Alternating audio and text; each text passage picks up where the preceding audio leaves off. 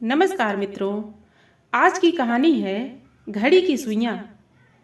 मित्रों, रामू अपने छोटे से कमरे में गहरी नींद में सोया हुआ था। कमरे के शांत वातावरण में केवल घड़ी की टिक टिक की आवाज गूंज रही थी।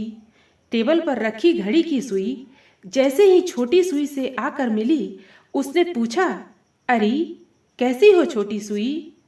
ठीक हूँ बहन, तुम कैसी हो? अंगड़ाई लेकर छोटी सुई बोली। मैं तो चलते चलते तंग आ गई हूँ। एक पल के लिए भी मुझे आराम नहीं मिलता। एक ही दायरे में घूमते घूमते मैं तो अब ऊब गई हूँ। रामू का कुत्ता कालों तक सो रहा है, मगर हमें आराम नहीं। तुम ठीक कहती हो बहन, रामू को देखो, वह भी कैसे घोड़े बेचकर सो रहा है। खुद को सुबह उठाने का काम तक हमें सौंप रखा है। सुबह 5 बजे जब हम अलार्म बजाएंगी तब कहीं जाकर उठेगा। क्या फायदा ऐसी जिंदगी से? हाँ बहन, क्यों न हम भी चलना बंद कर दें? बड़ी सुई ने अपना सुझाव दिया। छोटी सुई को भी बड़ी सुई का यह सुझाव पसंद आ गया और दोनों चुपचाप जहां की तहां ठहर गईं। सुबह जब रामू की आंख खुली तो कमरे में धूप देखकर वह चौंक उठा। टेबल पर रखी घड़ी की ओर देखा तो उसमें अभी तक 2 ही बज रहे थे। रामू घबरा कर बोला, ओह, आज तो इस घड़ी ने मुझे धोखा दे दिया। कितनी देर हो गई उठने में, अब कैसे पढ़ाई पूरी होगी? घड़ी को कोसता हुआ रामू कुछ ही देर में कमरे से चला गया।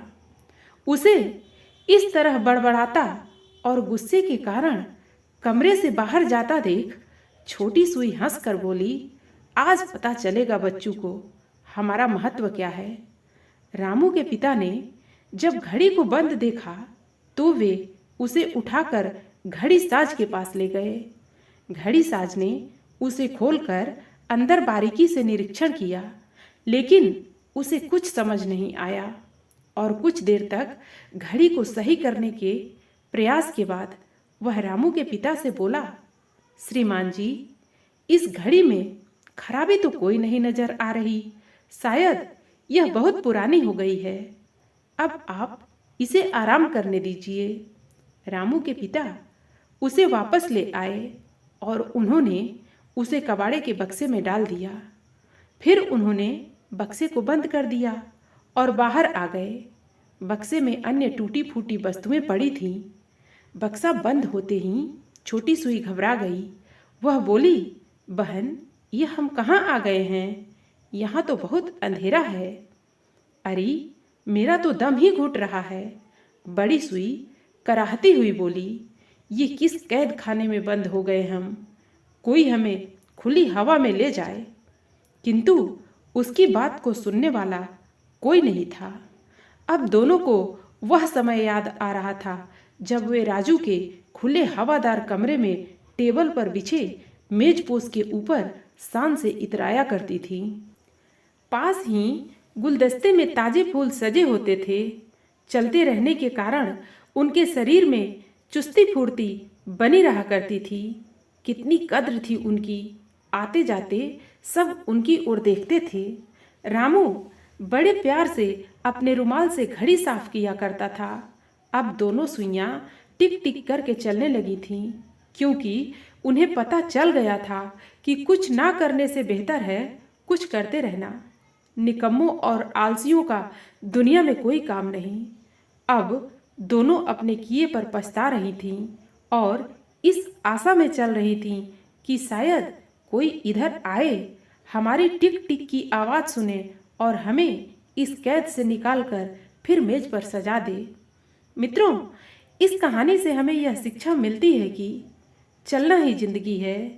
यानी जब तक आप क्रियाशील हैं तभी तक आपकी उपयोगिता बनी हुई है, तभी आपका जीवन सफल माना जाएगा और स्वयं भी आपको उस जीवन का आनंद आएगा। जिस प्रकार घड़ी की सुइयां बंद हो गईं तो उनके मालिक ने उन्हें व्यर्थ समझकर बॉक्स में बंद कर दिया और फिर वे अपने करने पर कितनी पछताईं। अतः किसी को भी अपने जीवन को स्थिर नहीं रखना चाहिए। मित्रों, हर कहानी में कोई न कोई संदेश छुपा होता है। कहानी लोगों का मनोरंजन करने के साथ साथ जिंदगी की जरूरी सीख भी देती हैं। फिर मिलते हैं अगली प्रस्तुति के साथ। धन्यवाद।